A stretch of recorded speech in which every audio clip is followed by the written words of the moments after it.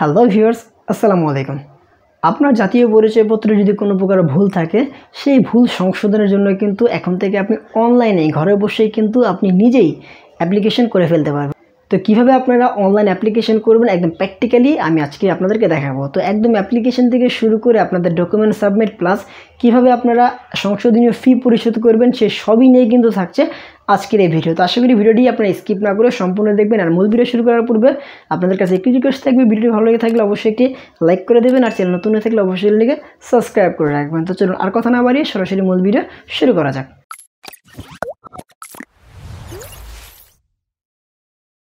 তা প্রথমত একটি কথা বলে নিই, আপনি যখন আপনার এনআইডি কার্ডের সংশোধন আবেদন করতে যাবেন তো একটি জিনিস আপনাকে মাথায় রাখতে হবে, আপনি যেই ভুলের জন্য আবেদন করতে যান না কেন সেই ভুলের পরিপ্রেক্ষিতে কিন্তু আপনাকে সঠিক ডকুমেন্ট দিতে হবে। ধরুন যদি আপনার এনআইডি কার্ডে আপনার মায়ের নাম ভুল থাকে, সেক্ষেত্রে কিন্তু আপনার মায়ের এনআইডি কার্ড দিতে হবে।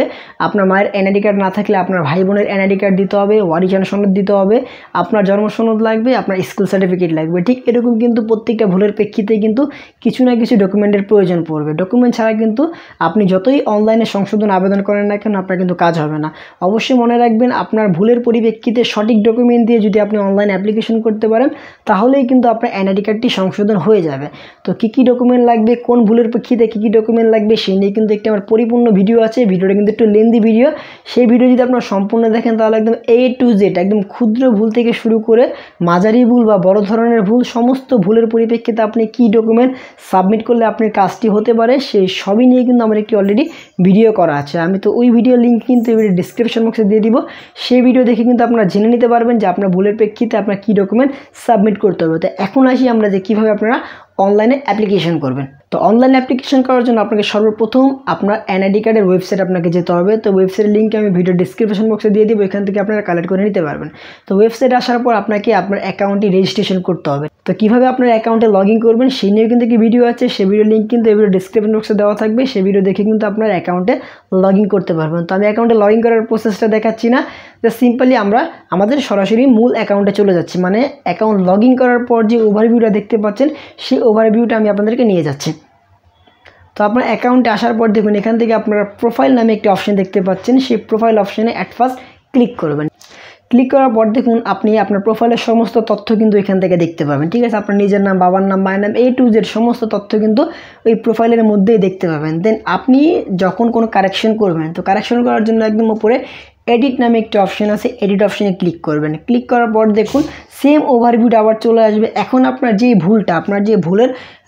ভুলটা আপনি সংশোধন করবেন সেই ভুলের সে একটা বক্স আছে, সেই বক্সের উপরে একটা আবার টিক চিহ্ন দেওয়ার একটা অপশন আছে, সেই অপশানে ক্লিক করবেন। ক্লিক করার পর কিন্তু সেই জিনিসটাকে আপনারা কারেকশন করতে পারবেন। তো ধরুন আমি এই এনআইডি কার্ডের নামে সংশোধন করব, নামে হচ্ছে বাংলা এবং ইংরেজি উভয়টাই আমি সংশোধন করবো। এই জন্য আমি দুটোটাই কারেকশন করে ফেলতেছি। প্রথমত আমরা বাংলা, দেন আমরা ইংরেজি, দুটোটাই আমরা একে দুটোটাই আমরা কারেকশন করে ফেললাম। তো যদি এইভাবে যদি আপনার আরও কোনো ভুল থাকে সেই ভুলটাকে আপনারা কারেকশন করে নেবেন। দেন যদি ওকে হয়ে যায়, মানে আমার কারেকশন করা শেষ, আমার আর কোনো ভুল নাই, তারপর আমরা পরবর্তী অপশানে ক্লিক করব। পরবর্তী অপশানে ক্লিক করার পর ওইখান থেকে আপনাকে একটু ওভারভিউ দেখাবে। লেফট সাইডে থাকবে আপনার আগের তথ্যগুলো আর রাইট সাইডে থাকবে আপনার সঠিক তথ্যগুলো। ঠিক আছে, তো এখান থেকে আপনারা কনফার্ম হয়ে নেবেন। কনফার্ম হয়ে নেওয়ার পর আপনাকে আবার নেক্সট অপশানে বা পরবর্তী অপশানে ক্লিক করতে হবে। ক্লিক করার পর আপনাকে পেমেন্ট করতে হবে। তো কীভাবে আপনারা পেমেন্ট করবেন, পেমেন্ট করার জন্য আপনাকে বিকাশ, রকেট বা নগদের মাধ্যমে পেমেন্ট করতে পারেন। তো এর আগে পেমেন্ট অপশানে যাওয়ার আগে আপনাকে আগে দেখে নিতে হবে যে আপনাকে কত টাকা পেমেন্ট করতে হবে। এই জন্য দেখুন আপনারা এনআইডি কার্ড যে ধরনটি আছে, ধরনে গেলে একটি হচ্ছে আপনার জাতীয় পরিচয়পত্র আর একটি হচ্ছে স্মার্ট কার্ড। তো অবশ্যই আপনারা সেকেন্ড যে অপশনটি আছে স্মার্ট কার্ড, সেই অপশানে ক্লিক করে কিন্তু পরবর্তী অপশানে ক্লিক করলে দেখবেন অ্যামাউন্ট শো করবে। তো এখানে সম্ভবত আপনার 230 টাকার মতন অ্যামাউন্ট শো করতেছে, ব্যাট সহ হয়তো 236 টাকার মতন কাটতে পারে।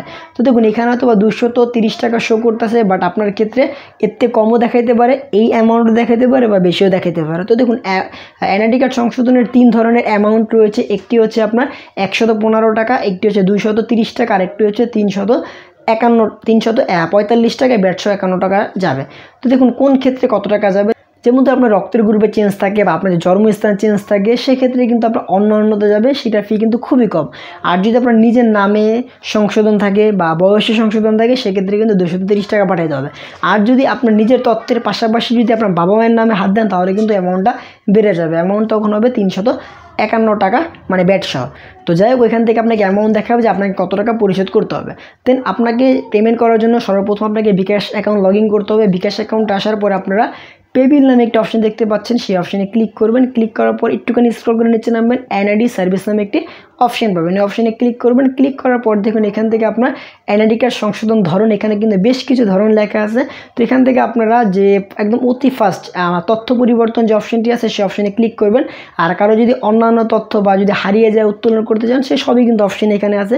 তো আপনার যেটা প্রয়োজন সে অনুযায়ী এটা ক্লিক করবেন। তো আমি সংশোধন করব, সেক্ষেত্রে আমি তথ্য পরিবর্তন অপশনে ক্লিক করলাম। দেন আমি নিচে এনআইডি কার্ডের নাম্বার দেবো। নাম্বার দেওয়ার সময় কিন্তু অবশ্যই সতর্কতার সহিত নাম্বার দিবেন, কেননা নাম্বার দেওয়ার পরে কিন্তু আপনার কোনো প্রকার নাম শো করবে না। যদি আপনি কোনো একটি ভুল নাম্বার দেন, ভুল নাম্বারে কিন্তু টাকাটি সেন্ট হয়ে যাবে, সেটা কিন্তু আপনার কোনো প্রকারই কাজে আসবে না, বা আপনি কিন্তু আপনার আবেদনটি সফলভাবে সাবমিট করতে পারবেন না। অবশ্যই এনআইডি কার্ড নাম্বারটি লেখার সময় কিন্তু খুবই সাবধানতার সাথে নাম্বারটি লিখবেন, যাতে কোনো প্রকার সংখ্যায় ভুল না হয়, ঠিক আছে। তো নাম্বার লেখার পর আপনারা নেক্সট অপশনে চলে যাবেন। এখান থেকে আপনাকে অ্যামাউন্ট শো করবে, মানে একটি তথ্য দেখাবে আর অ্যামাউন্ট শো করবে।